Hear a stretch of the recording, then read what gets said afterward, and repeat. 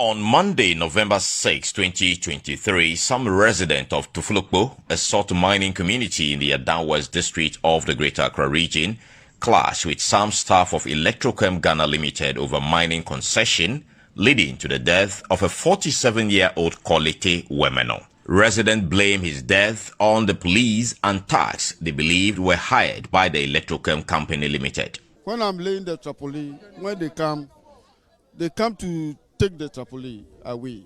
When we say no. Who are those who came for the tarpaulin? Those are the land guards and the police. And how do you ascertain these people are coming from Electrochem?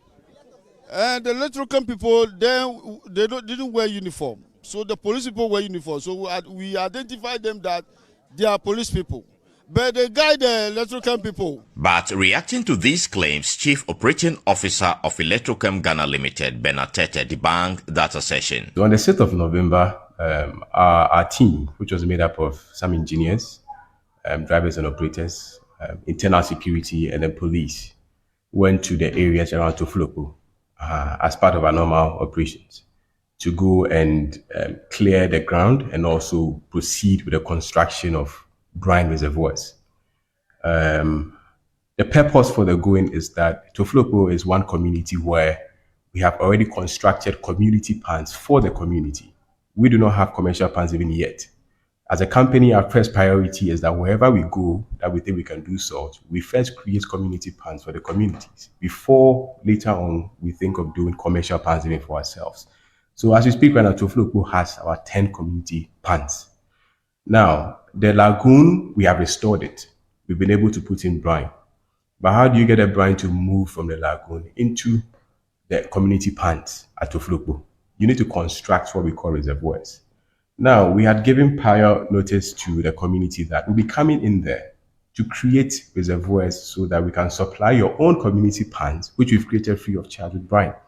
And so the tarpaulin materials and the people who are there, if they can clear the way so that we can go ahead to work with excavators and dozers to create reservoirs for them. 2 weeks down the line, we went there and we saw that the materials were still on the ground. So with our internal security and also the police, we went in there to clear the ground, fold the tarpaulin material so that we can go ahead to construct these reservoirs for the benefits of that same community. Unfortunately, though, we were met with violence and attack and retaliation or attack from the community. They began to throw stones and various objects at our people, the security and also the police. So when it became a bit agitated, we had to pull back our team from the field, and we brought them to the site. So when they came to the site, that was when we saw that there was smoking in the area that we left.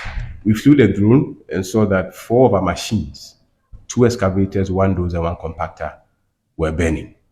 And you ask yourself, I mean, what crime have we committed? And our whole crime is that construction that we are seeking to do to supply brine to the same community to do salt.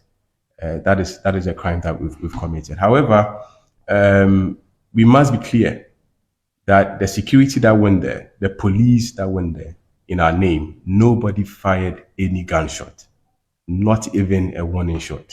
In a twist of events, some Electrochem staff, on the other hand, accused the residents of rather assaulting them and making threats on their lives. And after the incident, there was a rumors and a call coming from our hometown, a threat that they will kill us, we those working at Electrochem, and we are from the neighboring community around the Songor Lagoon.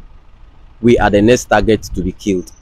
And this caused fear and panic in us. And up to date, we didn't go home.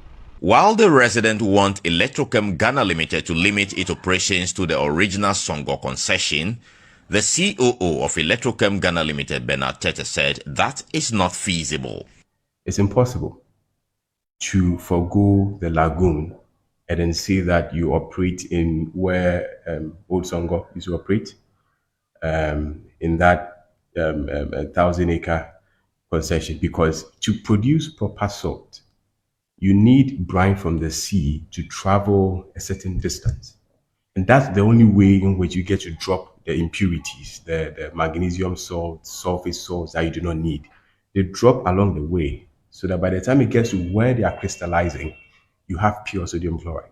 So to say that we should leave the lagoon and then stick to only where salt crystallizes, I find it a bit difficult. I struggle to swallow that. The Tema Regional Police Command is, however, investigating the death of the 47-year-old Kolete Wemeno, as the family of the deceased demands justice within 14 days. Carlos Galoni, Joy News.